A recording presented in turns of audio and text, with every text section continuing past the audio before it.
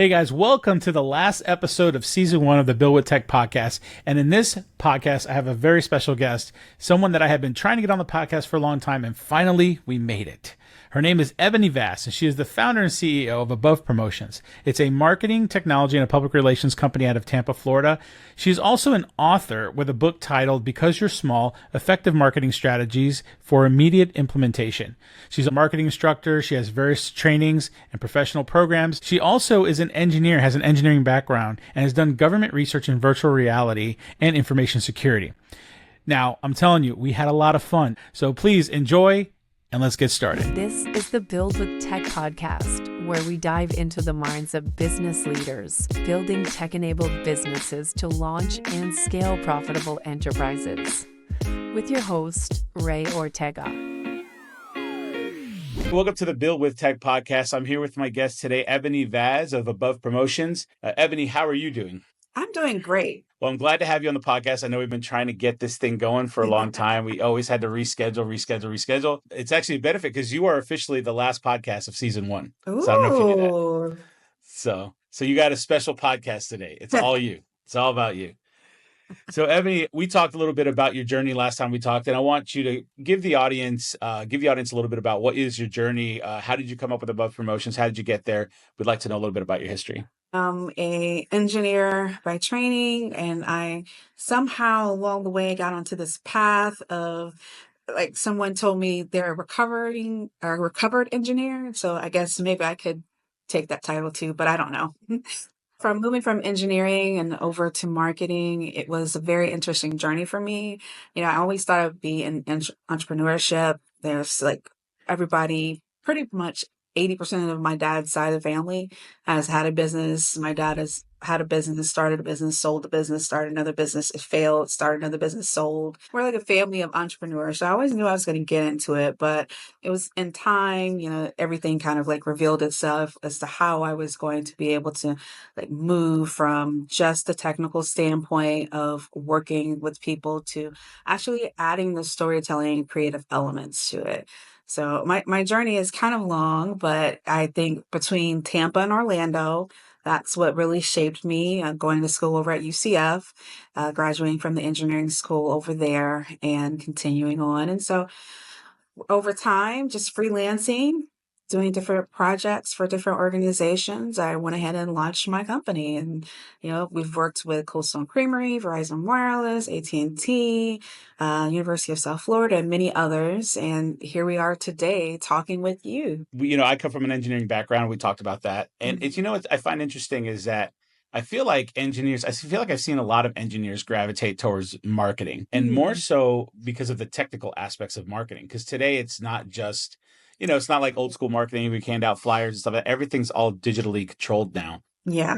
And I've noticed that there's been a big push by engineers like to get into marketing, not necessarily probably for the marketing sake, but for the sake of all the technology that's involved in marketing these days. Yeah, I agree. When I first started out doing it, it was very few people. And so I would have conversations with companies and they're like, but you're an engineer. You know, so they didn't understand, like, there's this whole other piece, this wave of digital storytelling that's coming, and you're going to want to measure it, and you're going to want to amplify it, and it's going to take technology to do it. And so it took such a hard lift back then to explain to executives, but now they're all, you know, it's all like common. And so, yeah, there are a lot of people who are engineers moving into more fields where there's technical tools that are being used for marketing. Yeah. What would you say probably when you were making that transition as an engineer to the marketing side, besides the thing that you just said, you know, where the clients were kind of not sure where you fit in, what would you say was probably the biggest challenge in that transition for you? So I think the biggest challenge is, well, one, learning how to be a business owner. I think that was a huge challenge because back then our engineering program was not talking to engineering students about entrepreneurship. And so what is the best way to pitch yourself and organize your business and help make it scalable? So those are things I think that I wish I would have gotten more information from when in school, when I know like now certain universities, they're actually putting their students through a business course. even though they're going to an engineering school. And so there's such a benefit. And I think, we were the guinea pigs maybe, and now this generation gets to reap the benefits of it. But yeah, I think that was like one of the biggest challenges, was trying to figure out how to appropriately grow from freelancing into, having a team. Yeah. What's funny is, so I'm a UCF alumni as well, and I went to the School of Business, and the Mhm. business and engineering buildings are attached. They're literally Yes. attached to each other. That's what Yes. makes it so funny about that. Yes. Yes. Because I Yes. used to mosey on over the engineering building, because at the time I was already a software engineer for like 10, 15 years before I Mhm. went and got a business degree. And I remember I used to walk over the engineering building because I thought it was cool, like all the stuff that the kids were doing, the students were doing. I mean, I was in my 30s, that's why I call them kids. I went back to school when I was 30 something years old. But like they were doing some amazing stuff over there. And I was like, and I really enjoyed the fact that they were attached, But Mhm. you're right. Like the business students, they're right there, but there's no camaraderie on the other side. There's no like morphing. I do got to None. tell you that some of the new engineers that I've hired out of UCF that have worked for me, some of them Mhm. go ahead and take an entrepreneurship minor. So they've Mhm. been doing that. So they've been kind of, I think the new generation is kind of understanding that, like with all the Yeah. tech startups and stuff like that, they're understanding that Yeah. engineering is important. Yeah. The business entrepreneurship is important. So they're It starting to do is. some of that stuff. It Yeah. is. And I respect it. So like at USF here, because we do a lot of work and have a good relationship with a lot of people from the College of Business here in Tampa's USF campus. And so the former dean for business, he put all of the students through a data science class. And I thought Hmm. that was interesting, because now every single business student coming out, they had the ability to know how to analyze data, which was not something that was, unless you were an accounting major, you're not studying a lot of numbers. And so I thought that was pretty interesting. So yeah, I would say, yeah, let's just say it, the kids, because I'm Yeah, yeah, the they kids. they got it good. Yeah, they do. They do got it good. When you got landed your first client, like at one point did you land your first client, and when you did, at that point did you know that this was something you could do full time? No, I didn't know I could do it full time when I got that client. Because in my mind, I was thinking it's something that would happen. Like, I'm going to keep working in this corporate environment, and it's something that's going to happen decades from now, not like at that time. And so I was just kind of like, how can I get these different projects that I could work on? And so when I got my first client, I really didn't know what the heck I was doing. I was like, all I know is I need you to give me some money so then I can say I have a client. Yeah, So, I know that feeling. and yeah, and so I didn't know what I was doing, and setting that up. And I remember one of the first clients that I had, they just paid me to do a project. But then when I got my first retainer client, now that was something totally different. That was an extreme lesson learned. And I definitely didn't think that I was going to be doing it full time after that, because what happened was I had signed the client, had been, having this relationship with them and just trying to talk. You know how it is, new business Yeah. development, right? So you're going through this process, and it was some woman, and then she kept bringing in her husband, and we're having these conversations. And actually, he was slowing the conversations down. So we finally signed a contract, and I'm thinking, this is great. This is my first contract, my first retainer. Yeah. And 2 days later, they're like, oh, we want to cancel the contract. We've decided we're going to hold off on everything.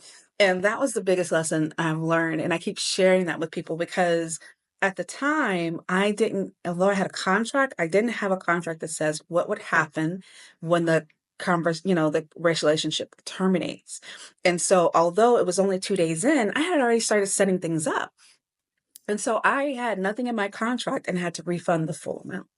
And so that's a lesson learned. And so, no, I didn't think I was going to be doing it full time after that, because I was like, if this is how everybody operates, this is not going to be paying any bills. I've been there. I've so been there. It's the worst feeling, because you're right. When you're first starting, you kind of don't think of, you think everyone is in it, like like everyone's all good. Like we're all like, Yeah. oh, we're here to help each other out and like, Yeah. whatever. And then you realize that money is the thing that kind of rules everyone's decision. Relationships you think were phenomenal end up being very transactional, and you're just not, you didn't know that. In your mind, you're like, oh, I thought we were friends. And they're like, well, we found someone else that's going to do it a little bit cheaper, or like, Oh they're my not going to God. charge me. Yeah. Yeah. I The mean, little bit you cheaper. go, The little bit cheaper. You know how that goes. Yeah. It's crazy. In that scenario though, so you basically was that more of a contractual lesson? Like, okay, make sure my Oh, contract I have yes. some things in there that yeah. Yes. Yes, yes, yes. I'm telling you. Yeah. And then I constantly talk with colleagues, in different industry associations you get involved in, you meet colleagues and your peers in your industry. And so I'm always having conversations with them. And, we're always talking about, hey, what happens? What do you have in your contract? Or what happens with this? Have you ever had this happen with a customer? And that having that type of environment around you of people who are going through different things, even if you haven't gone through it, and it's like, oh wait, how would I handle that? Let me go back and read my contract. Yeah. Okay, I don't have that specified there. Or a colleague would be like, oh, my lawyer told me this is how I would handle it, and this is the clause they gave me. And so then I was like, okay, maybe I can incorporate that into my contract. Let me talk to my lawyer. Does this make sense? Will this solve this issue? So that's a lesson that I will never forget. I will just never forget that lesson. It's funny you say that, and because I think it touches on a good point, because I feel like a lot of business owners when they first start, they minimize the importance of having resources like a lawyer, right? Hmm. Because I'm sure Hmm. you probably do that too. Hmm. When you first started, you never thought, oh, I need a Yeah. lawyer now, Yeah. you know? And yeah, because in my corporate role with the company that I was working with while I was launching my business, I was negotiating contracts all the time. So I was negotiating contracts for deals that were like multi-million dollars for advertising spend, or multi-million dollar partnerships with other universities or other organizations and companies. So I thought, obviously, I know what I'm doing. I don't need an attorney until I get like one of those big book contracts from like a big company. But no, that's not the case. Yeah. So years ago, I had an agreement. Well, we had an agreement like a fixed price cost type project, and as we got to the end of the project, we also made that mistake, and we didn't really cross our T's and dot our I's, and the client took us for a ride for several months, and then Hmm. when we finally said no, we put our foot down. We ended up having to go through a legal matter. Thankfully, I got insured. Are you insured in your company? Did you have like a business Yes. insurance? Okay, Hmm. cool. Yeah, and I guess that's for the people listening, that's something that's super important when you first start your company. Get insurance to cover what it is that you're doing, because you never know when someone you could do amazing work and someone may Hmm. just at that time be like, I don't have any money to continue this project, so I'm going to go ahead and sue you for the money back, and I'm going to come up with some nefarious excuse and try to get that money Yeah. back, and then you're going to need legal help. And the great thing about insurance is they cover all the legal. Yeah. So Yeah. so that's the great thing Yeah. about it. Have you ever experienced that before? So no, thankfully, I That's haven't good. had That's to. good. Thankfully, I haven't had to follow a claim.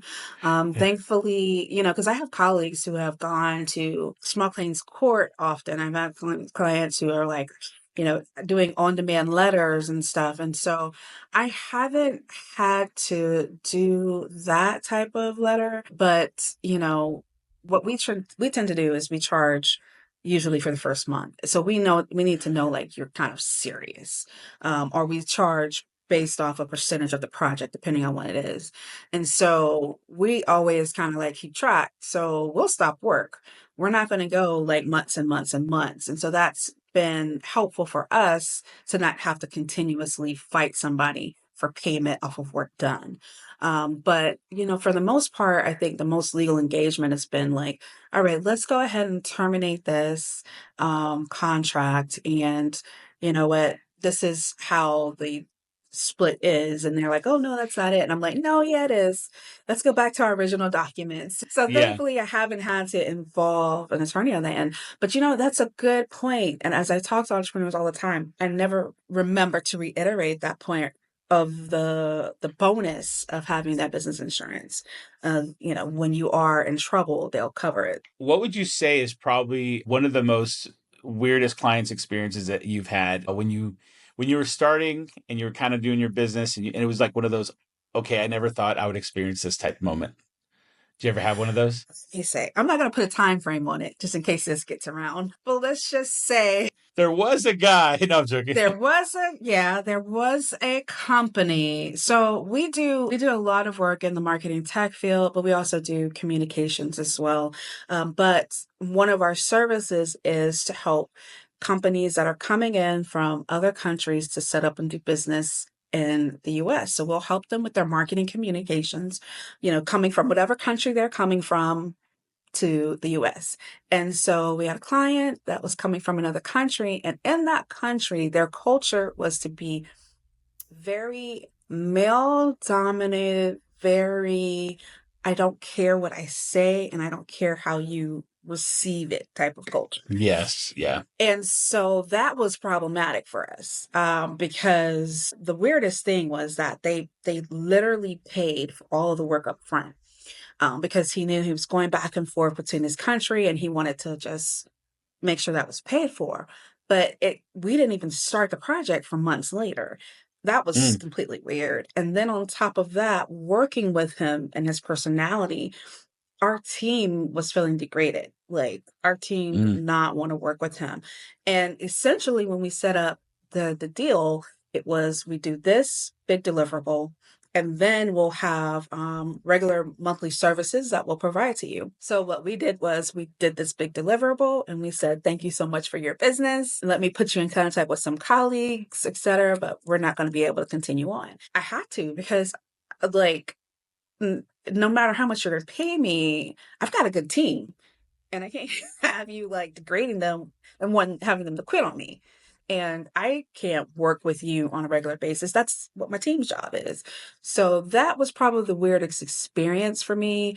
I think culture wise, like first of all, our team is very diverse. We have people that speak multiple different languages and they're located at hybrid and looking in different locations. So we're used to that diverse culture. But the level of respect that comes with it, we have to have like a mutual thing. And so it's not worth the money and it's not worth the headache if somebody's going to be like rude to you. And it was just a very crazy experience for me. Would you say that? So let's say I'm a new entrepreneur, right? What Hmm. lesson would that mean? What kind of lesson is that for them? If I was to ask Yeah. you, like, what does that mean to me? What does that mean to a new entrepreneur? So a couple of things, like you have to understand as a entrepreneur. So what we do is, and this is funny, is because it usually helps us to lead through the people who are not who you want to work with. So we always have like this presentation that shows this is what it's like to work with us. So we're setting the expectations of like our team is available here. We're not available like in the evenings and weekends, holidays. So don't expect that. But occasionally there are going to be people who you're going to have to continuously remind like this is like the agreement, this is what we've talked about. And then I would say to not only to point them back to who you are as a company and as a brand, but I think you have to know who you are as a company and as a brand, right? So you have to know like what you're willing to take and what you're not willing to take. And most people have a limit as to what they're willing to take, no matter how much the money is. So I think that that would be the lesson is like knowing who your company is, like what you stand for and this culture that you're providing, because I can't tell my team that we have this culture of celebrating your creativity. We have a culture of having you to feel comfortable where you're at and feeling comfortable of being who you are as a person if I have a client coming in and doing the complete opposite. So you have to really know like your company's culture and set that, and just like you have a thought process of pricing and negotiation of what you would walk away from, you have to also know that too if you have to terminate a contract or a client. Yeah. Yeah, one of the biggest lessons I think in the lesson that you're teaching here is that, like you said, for number one is culture. Like when you develop a Mhm. culture in your business, you got to stick to that culture. Yeah. And if that culture, like you said, is creativity and people being allowed to be innovative and allowed to come up with ideas and allowed to bring them to the Hmm. table without any negative recourse, like Yep. that fosters a nice innovative environment. And Yeah. then you get that one client or a couple clients, whatever, that come in and they're completely going against your culture. You Hmm. have to make a solid decision for your business to say, look, this isn't going to work out. Like we're just not going to work Yeah. well together. You know? Yeah. And one of the other tenets for us is that because we want to be innovative, we know we're going to make mistakes. Mhm. And we're not going to be perfect, but we're going to have all these checks and balances in place to try to make sure that before we turn over to a client, that it is close to perfect, right? So I think that if you have someone that is making up errors or, just really over exaggerating, like, oh, this is at 29 degrees and it should be at 30 degrees. And then they have a complete tantrum about that 1 degree. That is completely counterculture to what I'm trying to establish, is to allow people to know, like, shoot for like the big things. Let's bring the big innovative things to our clients. And no one is perfect. You're going to make a mistake, but we're going to learn from it and we're going to quickly move on from it. I'm not going to degrade you to the point where you're near tears over a small error. So that's just not how we roll over here. So I can't have a client bring that type of energy into the situation. And so we were like, when everybody was really to their brink, and it was to the point where I was the only one that was able to communicate, I was like, this is just not going to work, because I Yeah. have people that need to do their jobs and roles, and he's preventing them from doing it. Where would you say, for a new entrepreneur that's starting a business, where would you say the culture, establishing that culture, where does that start? It's not so much that is where you should start as a CEO at the very beginning, but I think it's because typically most people who are starting off as an entrepreneur, they've been on the job and they've been in a place where they didn't like it. And they thought, like, I can't believe that my managers talk to me this way. I would never talk to someone else this way.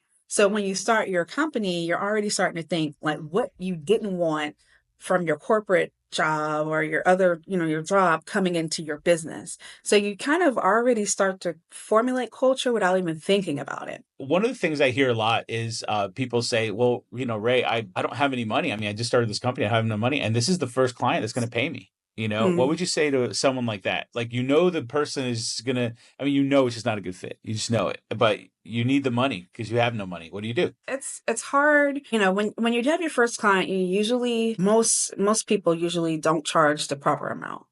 So let's add that to the fact that you're now having someone who is killing you softly every single time you talk to them.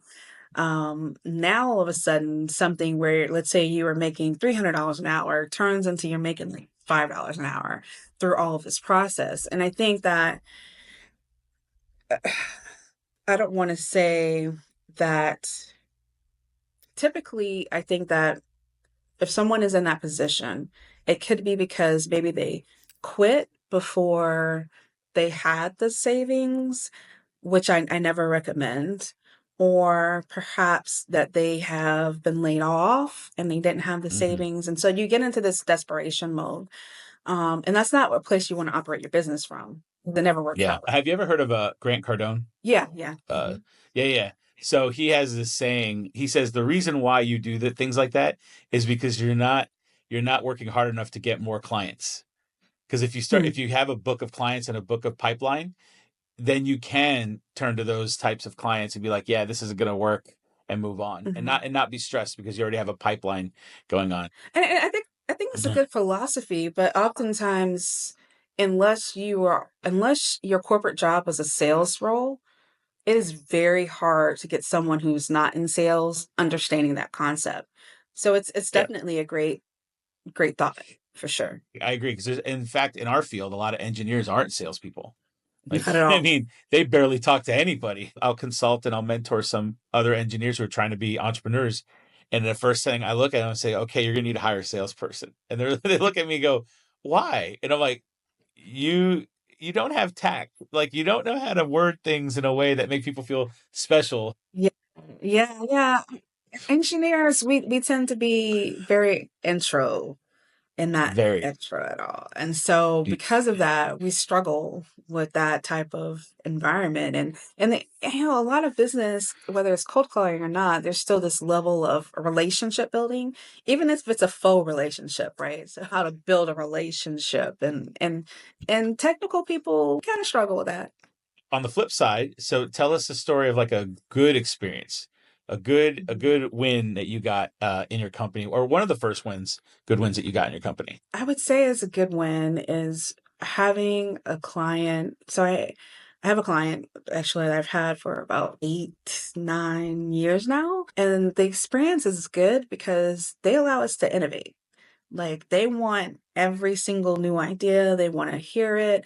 They may not implement it. They may be like, oh, that's a little too far out. But I think that's the experience that I like the most is that when people, they know what their strengths are, they know what their weaknesses are, and Yeah. they recognize their weaknesses is not to deliver a good story. It's not to deliver a good platform so people can access or people can pay or whatever it is. They know that that's their weakness, and so they are willing to innovate and to say, oh, you know what, let's try this. Yes, we recognize most people aren't on their laptops anymore. Let's definitely move towards mobile. And that kind of client like excites me, like someone who's like, yes, let's do it. I do like those people who are very innovative, but at the same time I like those people who like are laggards, those ones who are like really far behind or like I need to catch up. Because then they're really just to go balls to the wall. Let's just put it out there. Yeah. Let's catch up, and those are the things that I'm like, yes, let's go for it. That's the experiences that I like. I feel like we have very similar, like, even though we're in different industries, because we're strictly Mhm. on just the tech consulting side, we have very similar companies because Yeah. we love this very similar companies. So like we love the innovative company, but then we Yes. also love the company has legacy technology and they want to Yeah. update everything up from legacy Mhm. technology. Yeah. Do you guys find yourself crossing over into that? Because I know you do marketing stuff, but you also said you guys Mhm. do some of the technical. Do you guys cross over into technical consulting and stuff like that? Oh yeah, for sure. So, what we try to tell people is that we really focus on helping you to tell your story, whether that's internal and externally. And so sometimes, like, what platform is that going to be? That could be Yeah. using chatbots. So how can we implement that? How can we build the knowledge base for that? And so that type of mirroring, like the communications and the storytelling side, how can we predict like what the common issues are? These are the analytics that surround that, and these are the tools that we can connect together. So, they're coming from your website. They need to go into your CRM, and somehow they need to split to your email. So we do from that standpoint, and we've been a Microsoft partner for a long time, and that's been a rocky relationship because we started because of their whole AR glasses that they were coming out with, the VR glasses. And that's why we became apart. And that project came about, then when it got killed, and then it came back, and it was killed again. So I'm like, Yeah. forget Microsoft. But now with them having such a hard focus on Copilot, that's been a lot of our focus too, is again, can we tell a story? How can we allow the content that gets put in for companies or government offices to deliver that information that's good? And so we do cross over. It's not our intent to ever like go and specifically look for like this is an Azure project and this is what we're going to do. That's usually never it. There's usually some type of component of storytelling behind it, some type of training level behind it, some of best practices or regulations and stuff around there. And then we also, well, like if we're not going to do it, we're going to partner with someone to get it done. Yeah. And so that's kind of how like it kind of like the line blurs a little bit Yeah. when we're doing with technology. I love because you keep saying storytelling, which I love because storytelling, it's always been the thing. It's just today now everyone's pitching out, hey, you need to have stories, you need to be a storyteller, right? But you touched on a good on the reason why I like these touched on storytelling, and you also talked about Microsoft simultaneously is and you talked about Copilot is because Hmm. AI. Hmm. So when you're focused on storytelling, Hmm. how do you feel about the way AI is being implemented into social media posts, blog posts, all these tools, and for Hmm. the average person who doesn't know tech like we do, to be Yeah. able to do all of these storytelling things with AI? What is your take on that? So one, I love when people who are not large global businesses can afford to use a tool. And that's one of the things that I like about, seeing that innovative rollout of OpenAI and what Microsoft has and what, Bing, all those things. And so when I think about that from a standpoint of democratizing technology, I love it. Mhm. From a standpoint of the user using it, there's still some education that has to take place. Yeah. So there's this understanding of people need to know what is a closed environment and what's not, that data privacy situation. People need to know that understand the concept of hallucination and why something will just automatically be generated, and it is completely wrong. People need Yeah. to understand concept of the fact that the information that returns could have a bias to it. It could have a prejudice to it. So there's levels to this. The whole, when you ask it, like you ask it for information and it won't give you the source.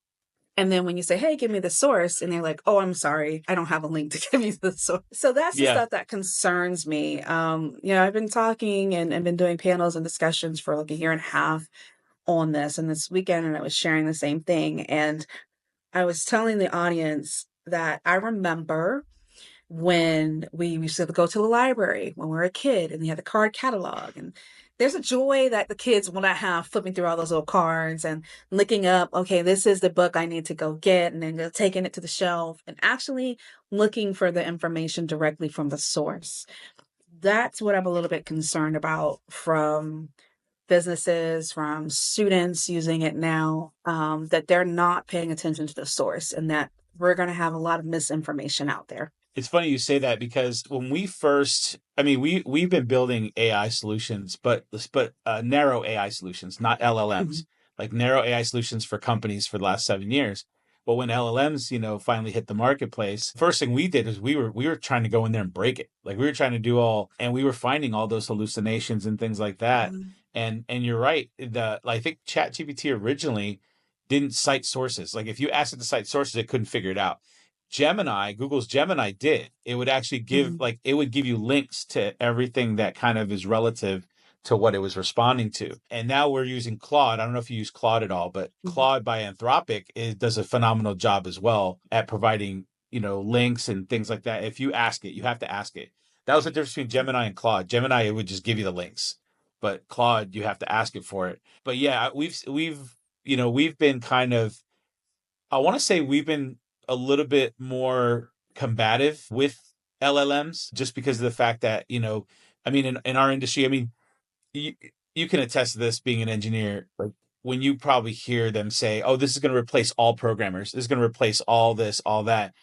Yeah, that's exactly the face that all of us make. We're all like, I don't know about that. Like, even with the most advanced AI LLMs combined with the, development environments that we have, like, Visual Studio Code or whatever, we still have to do some work and some finagling to get that thing to even develop something that's worth a penny. Do you find yourself in that state too, like when you hear those kind of things? Yeah, so I feel like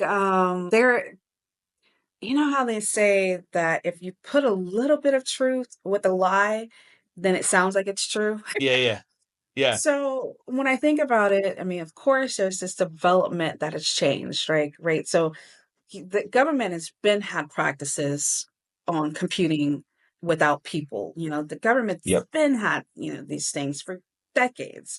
And so when I think about the U.S. Postal Service, like for example, how were they delivering it back? At one point, it was like on a horse, or you had to go into the post office. I mean, shoot, they do that in some countries now. You still have to go into the post office to get your mail.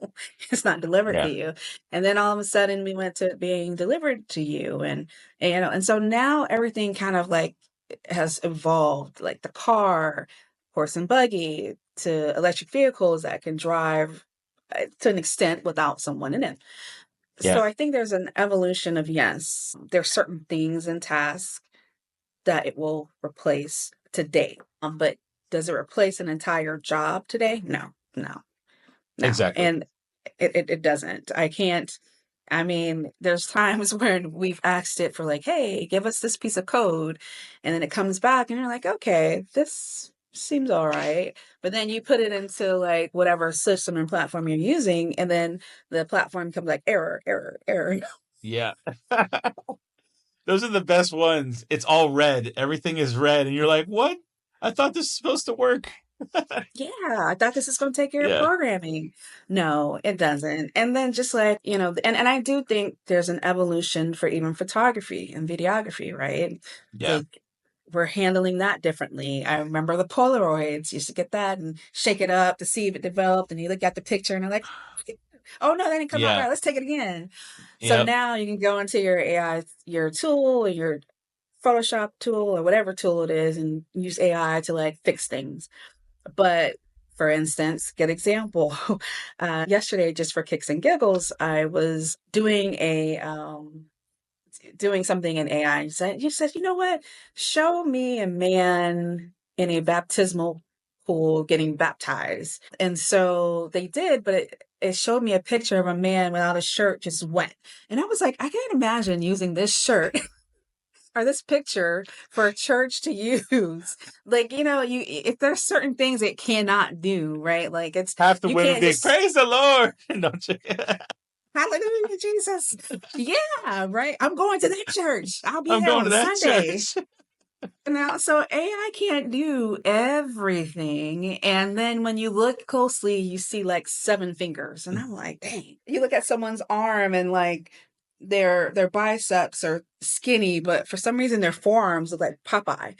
So there's still some level. We have to have photographers, we have to have videographers to go out there and to do some things. The film industry and TV industry has changed, but we still need people in it. So Absolutely.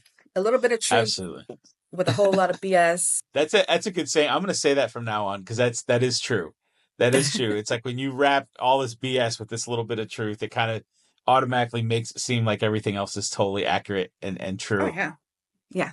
It's funny because there was this article that came out. So Sora, which is the video AI that from OpenAI, everyone saw the video on the internet where it like recreated it recreated a video like a whole environment and it looked real. It looked like completely perfect. And they were pitching it as, oh my God, this is where we're at. AI is already there. Like we're already making great stuff. And then an article came out like not even a week later from the developer or the video editors that worked on the project, and they were like, yeah, this took 100 and something tries plus of 10,000 hours of editing, motion graphics, like all of this stuff in order to make that 15-second clip look like Yeah. the AI was perfect. So anyways, I just wanted to mention that because that was something, that was a story that like I laughed at that because Yes. I was the same way. I saw the video and I was like, this is amazing. I can't believe it could do this already. And then when I Yeah. went and saw the article, because I thought they had just found some magical AI pill. Yeah. Right. Because Yeah. like we're still getting only 80%, 60%, 80% accuracy like in the stuff that Yeah. we're doing, and we're like, okay, how Yeah. did this thing get this so good? Yeah. So we thought it was like a magical pill until we saw the article. It was funny. Yeah. So where do you see technology heading in the future, specifically for you and your business and everything? Where do you see it going? I see it continuing to progress, and I see that what I like is that more small and medium businesses have the opportunity to operate on the same level as global companies. And so that is what I see. I see for our company us continuing to integrate the tools that we need to help our customers be innovative. And the tools are continue to innovate.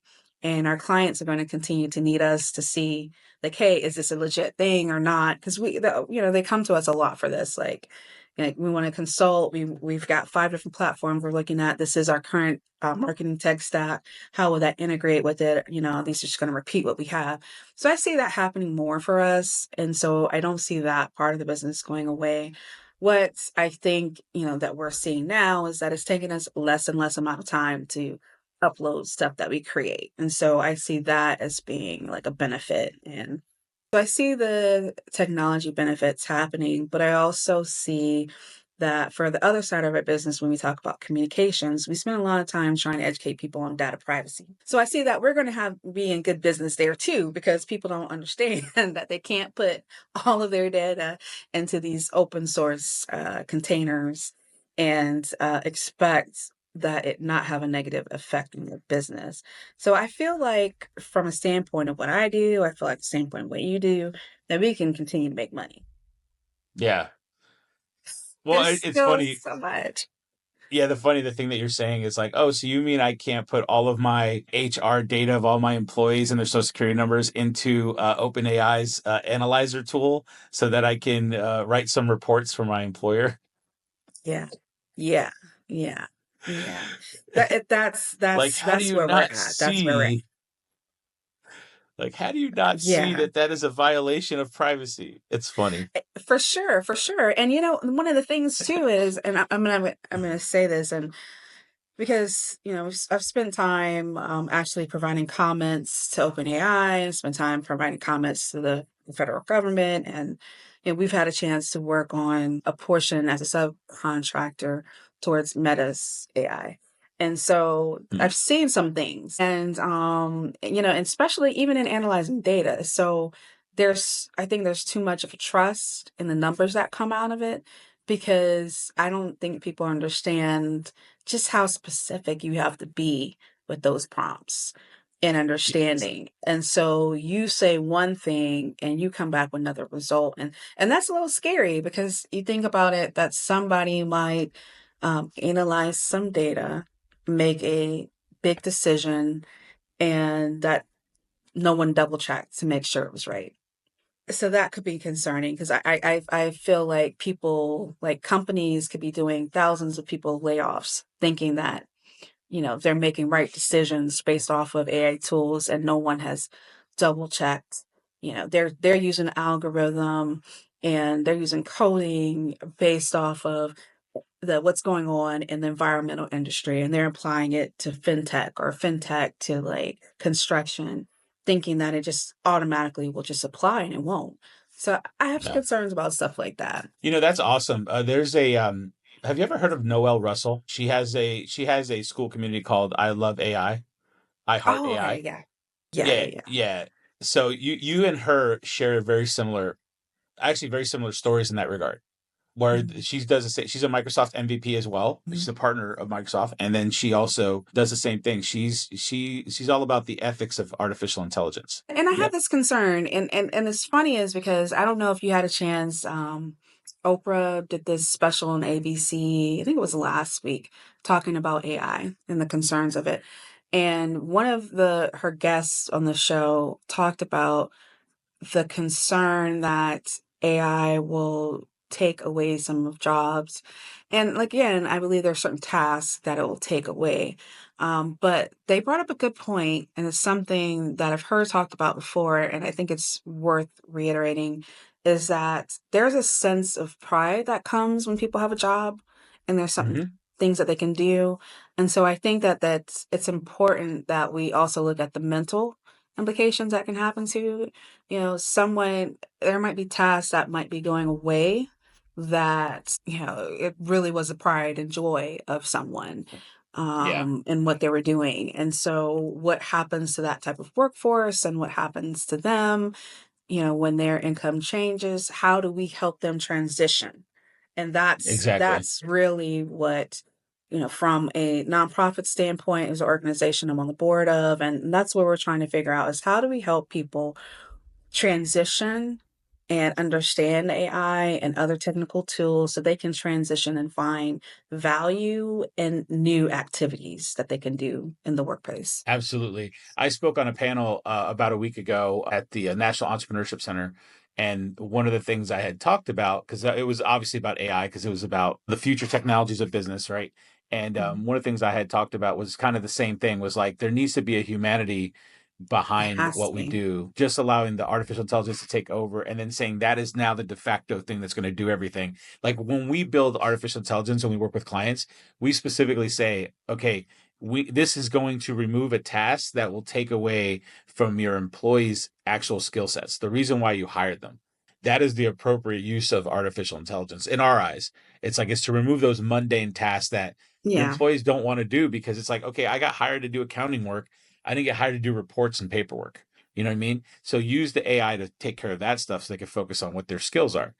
yeah, But that's been a huge proponent of us as well. Like it's all about the humanity side of it, because you can't get rid of yeah, that. That is like the number one thing. Business is all about relationships and people, and life in general. Everything you do is about relationships and people.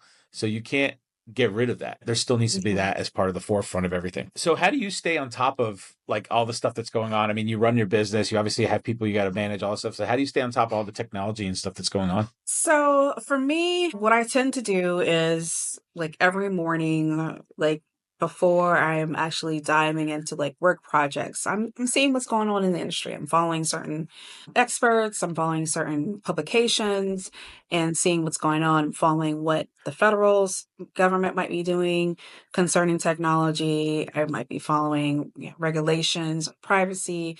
So there's certain things that come into my inbox that I'm going to read first before I jump into the projects. And then there's some things that I set aside for like, what am I going to read on Saturday? Yeah. Saturday is I have a little bit more time to read, or what am I going to read when I'm at the airport or in the car, whatever. Because my husband tells me I try to help him drive. So I figured the formula for that is catching up on reading while he's Yes. driving. So, yeah, just getting in those moments like that of reading from different publications and seeing what's going on within, certain areas of the government, that's very helpful. Because, for us, it's important. We have to know and stay on top of the latest innovations. We need to know, like, the mistakes that other companies are making. You need to know when Hmm. things break. We need to know, like, hey, that there's some type of notice out there that there's certain threat actors out there attacking certain software that we're using. We need to know these things. And so, yeah, spending every morning getting a little bit of reading in before actually talking with the team or checking on client stuff. That's usually how I stay on top of everything. Awesome. So we're almost out of time here, but I wanted to just touch on a few things. I mean, we talked a little bit about your business, or we talked about your business, but we talked about technology, mostly AI, obviously. And we could have gone down a whole rabbit hole on AI. I mean, Yeah, we could. we could have spent like 2 hours just on the AI conversation. Yeah. So advice for entrepreneurs, what advice would you give someone that is starting out in a tech focused business? What would you give as advice today? One of the things that was like an aha moment for me a couple of years ago was perfecting your role as like the owner of the business and not just perfecting like the work within it. And so for me, understanding like how important it is to know your numbers and how important it is to ensure that you have the processes in place so you can scale and just keeping track of like what you can forecast and those types of things and understanding how what you're doing is affecting the industry and how the economy is affecting what you're doing and it's affecting what clients could be doing. And so that part of the business is something that I think that it takes some of us a while to learn. I would say that is one. The other thing is that oftentimes when we start a business, we it started because we have a passion for something. And I was talking myself and a couple of other business owners, we were talking to someone who was new in business, and they're like, "Yeah, I know I can bring AI solutions to small businesses." And I'm like, "Okay, can you define what you mean by small business? Are you talking like a micro business? Or are you talking like small business like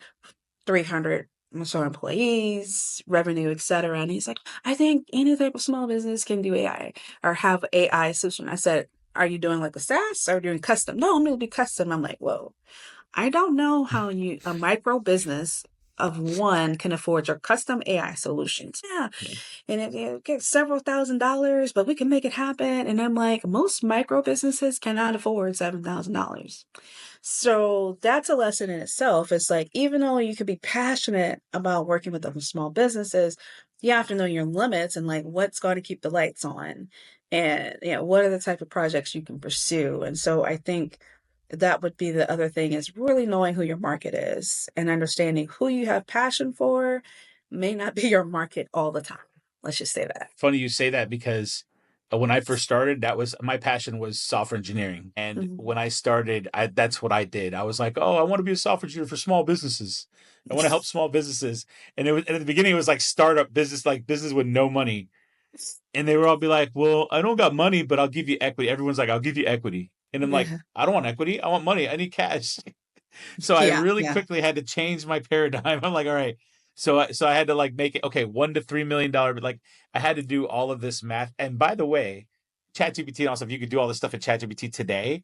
But back then, and you mentioned the little cards at the library, and this kind of goes along with that. Remember when we used to try to figure out our market, you had to figure out like the percentage, like, okay, I need X amount of customers to get Y amount of actual prospects. And then Yeah. a percentage of that becomes like my inner, my meeting. And then a percentage of that becomes my actual sales call. And then only a small percentage that I actually close. So that means I need this many people in order to develop this much business, right? Yeah. And then you had to go and research at the libraries, like, Yep. company sizes, like companies that are $1 to $3 Yep. million or whatever, and then how much percentage they actually invest in software technology versus other things. Like, we used to have to We go and do all that research. A lot of work, a lot of work. And now, we've got platforms you can log on to. You pay a portion a month and it's already broke it down for you. There's Exactly. you go on your platform and it tells you, you click on that company, it tells you that's not a good fit. And I'm like, well, thank you for saving me Exactly. time. And I know what platform you're talking about. I think we have the same platform because We've it got literally to. says not a fit is a fit. And I'm like, oh, okay, cool. Thank you. Add them to our list, and then add them Yep. to our sequence, and then Yep. go from there. Yep. Oh yeah, we're talking about the same one. We're talking about the same thing. Yeah, yeah.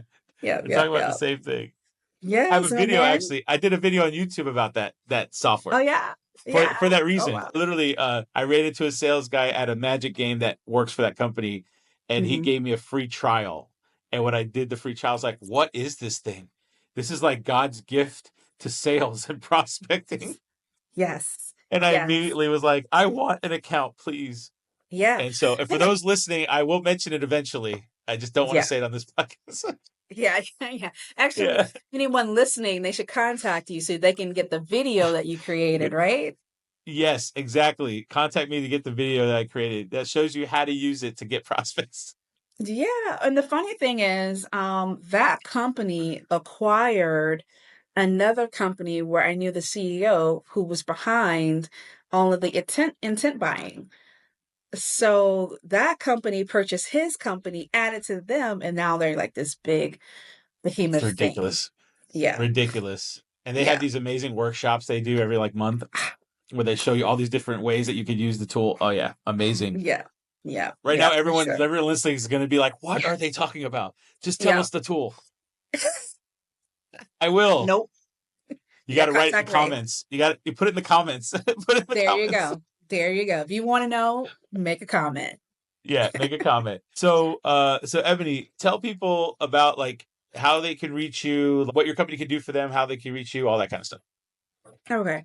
So for us, communications, companies bring us in to do internal communications training, whether it's for a crisis or just getting their team up to speed. Sometimes companies contact us on their marketing tech stack, implementing new tools. And we go through and we test out a ton of tools every month. So if you need some help figuring out what marketing tools, because there's literally over 100,000 marketing tech tools in the marketplace. Yep. And so you might need a little help with that. So if you do, raise your hand, talk to us. Our website is abovepromotions.com. You can contact us through our contact page there. You can follow us on LinkedIn. Additionally, I'm very active there, so you can find me, Ebony Vaz, on LinkedIn as well.